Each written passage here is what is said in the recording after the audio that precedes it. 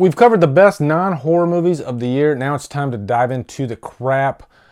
Let's do the top 10 worst non-horror movies of the year. Let's do this.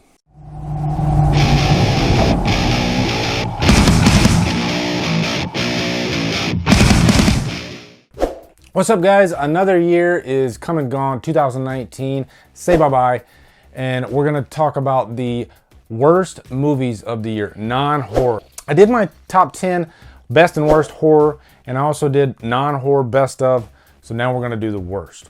It's a mouthful, I know.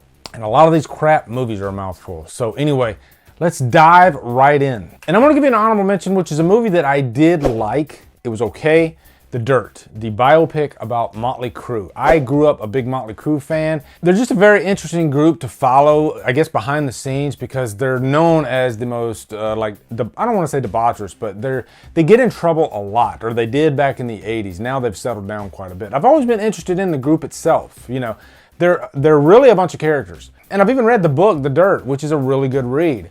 And that's what Nikki Sixx wanted to do with this movie. He wanted to make it a hard R, and pretty much make it feel like a great companion to the book. But my problem with this was I pretty much wasn't surprised by anything, because if you follow the group, you pretty much know everything that's in this. They didn't dig deeper below the surface. You know, you find out about Vince Neil's tragedies that he's had. You find out about Nikki Sixx dying. But all this is stuff that's pretty much common knowledge among not just Crue fans, but just metal fans in general. We know the stories. So I wanted this movie to have some surprises in there, something that we could dig more into. But it's a fun watch as it is, but overall, I think it's just a passable movie.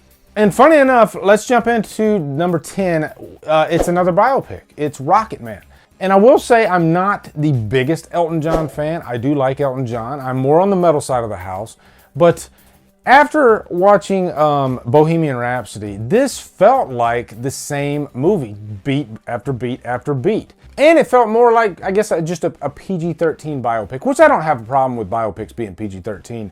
I guess at the end of the day, I just didn't find Elton John to be the most likable guy. You know, so it's hard to root for this guy throughout this movie that had some issues in his past, you know, as we all do, I guess, but he didn't seem like a redeemable character throughout. You know, he seemed kind of just like a whiner. And that's not me knocking Elton John personally, that's just me knocking this movie.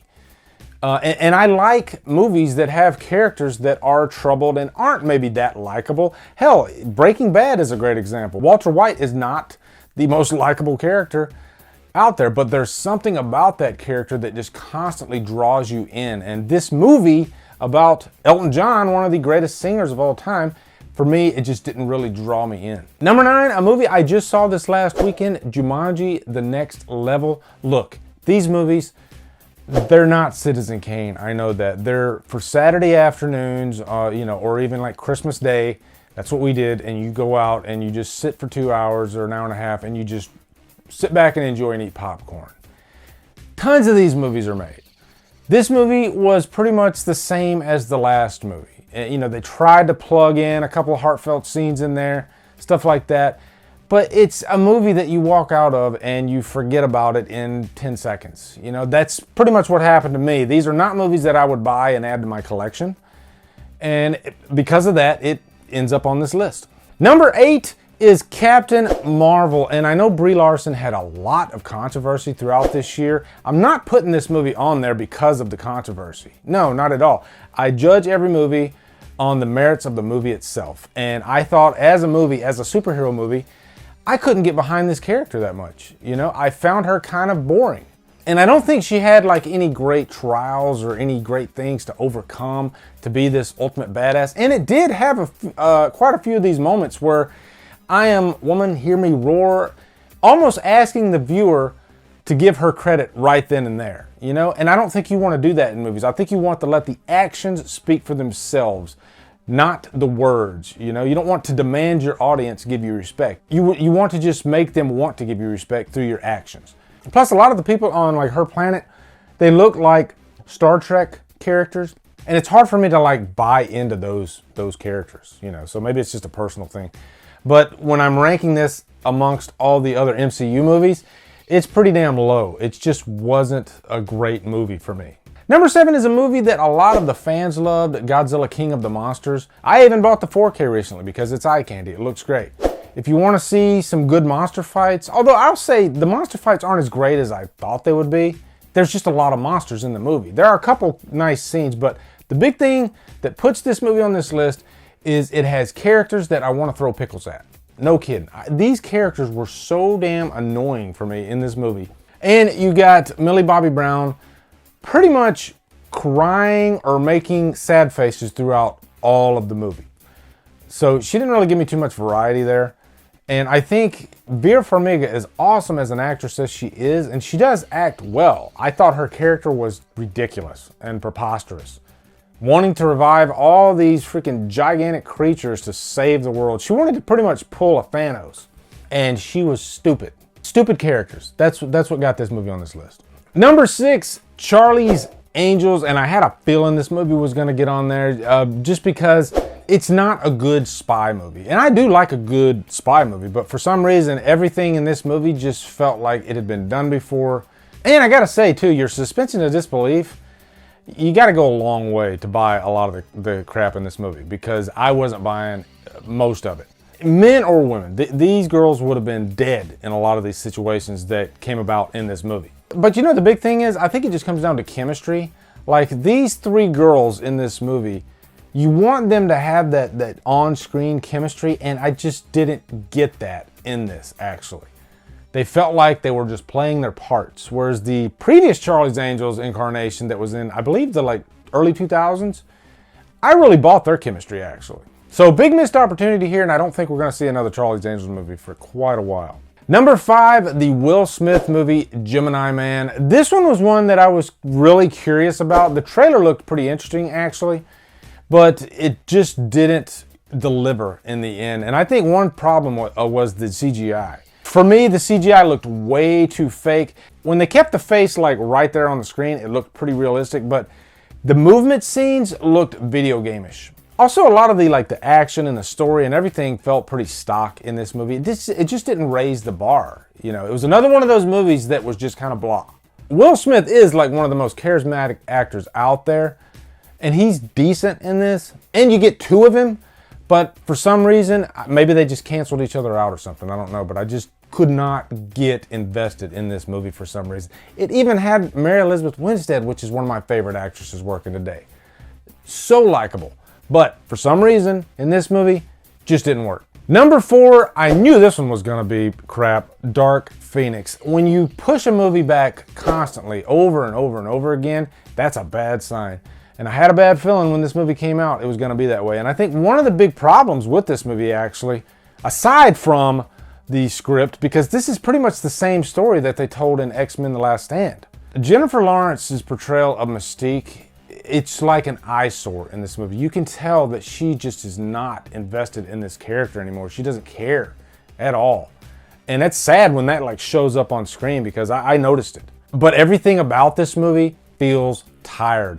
It feels like this whole franchise has just run its course. And there was a time when the X-Men franchise was just so great. You know, X2 is, to me, one of the best comic book films of all time. And it's sad that we've gotten to this point. Hell, even Days of Future Past is one of the better superhero movies of the past decade. Number 3, The Fanatic. This is the holy shit, wow movie of the year. John Travolta, he goes for it. He really goes for it, but damn.